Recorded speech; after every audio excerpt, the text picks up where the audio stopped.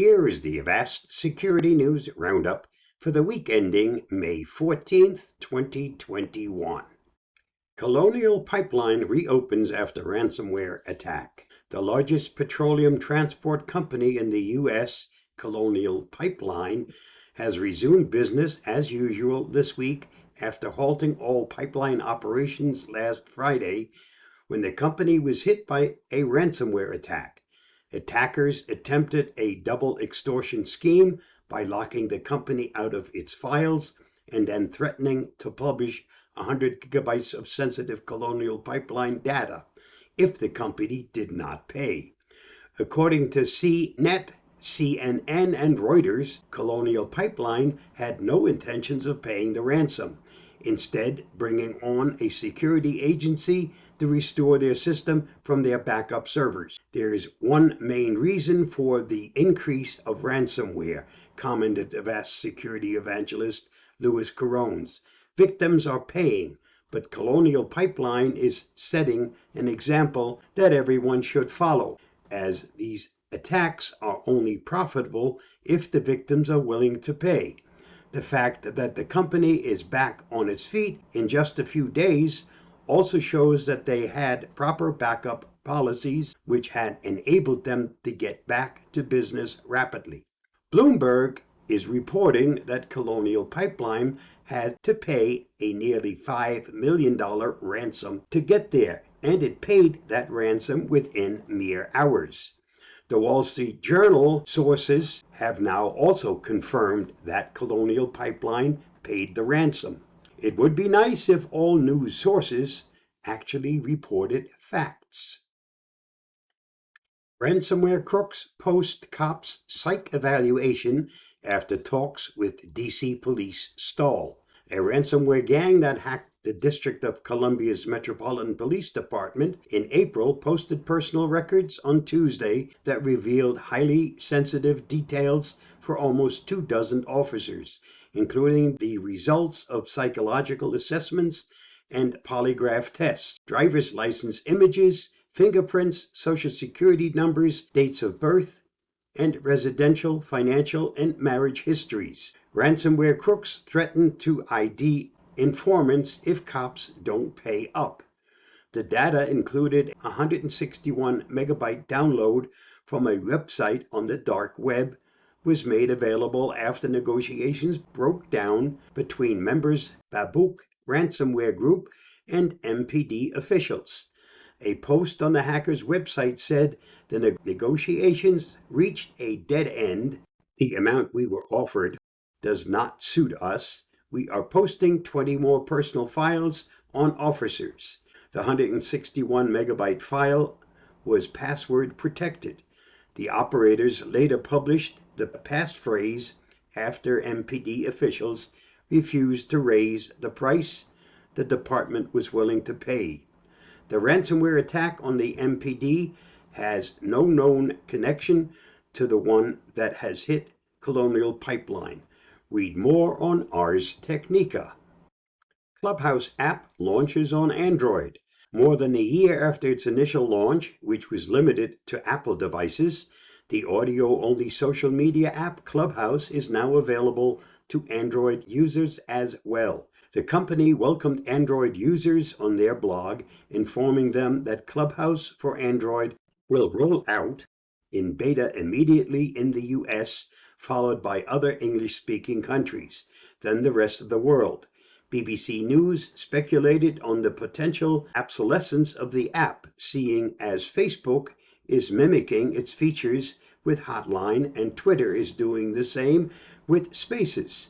Learn more about Clubhouse with our deep dive into the trendy app and understand the risks involved with the data scraping that occurs across almost all social media platforms, Clubhouse included.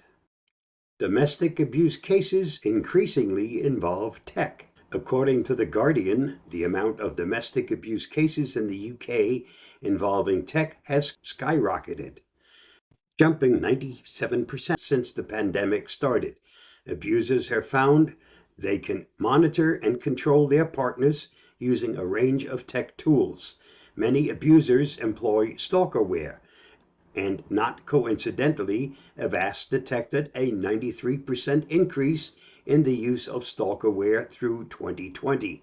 Victims support charity Refuge launched a new website in response to the growing number of cases, offering resources to victims, including a simple animated video explaining what tech abuse is. Refuge also provides the tech support victims needed to extract themselves from such situations. Unfortunately, the amount of domestic abuse is just as rampant here in the US. Amazon destroyed 2 million counterfeit products in 2020. In its first ever brand protection report, Amazon expounded on the tools it provides its sellers to verify and protect their brands, as well as how it takes counterfeiters to task. In 2020, Amazon reports it seized and destroyed more than 2 million counterfeit products sent to its fulfillment centers. In addition, its verification process stopped over 6 million attempts to create a selling account before listing a sale, a sharp rise from 2019's 2.5 million attempts. Despite the pandemic's apparent increase in fraudulent activity, Amazon reports that fewer than 0.01% of all products sold on their site received a counterfeit complaint from customers. What are frag attacks? A new series of attacks against almost every Wi-Fi router has been posted called frag attacks. Anyone who can receive radio signals from your router or Wi-Fi hotspot can use these vulnerabilities and steal data from your devices. The issue is the design of the Wi-Fi protocols themselves, along with programming errors to certain Wi-Fi devices. Some products have multiple issues, and a dozen different CVEs have been posted that document them. The vulnerabilities were discovered by Martin van Hoof, who will be back teaching in the fall at KU Leuven University in Belgium, and has worked with a team at New York University and Abu Dhabi. The group tested more than 75 different devices and discovered flaws in Wi-Fi protocols going back to the turn of the millennium. He will present papers at various information security conferences this summer. His presentation on Usenix is already available. The good news is that the protocol design flaws aren't easy to take advantage of, and there hasn't been any evidence that any attackers has actually exploited these flaws, at least not yet. The bad news is that the programming errors are almost trivial to exploit. Lifehacker says that the vulnerabilities are thankfully obscure enough and require just enough of a physical presence that you should be fine if you're staying on top of your security and updates, which you should be doing anyway. Here's what your Ring doorbell knows about you. Ring is, first and foremost, a surveillance tool. It's marketed as helping you surveil your surroundings, but don't forget that it's keeping track of you and your family as well. Ring and Amazon, its parent company, knows your name, email, postal address, and phone number.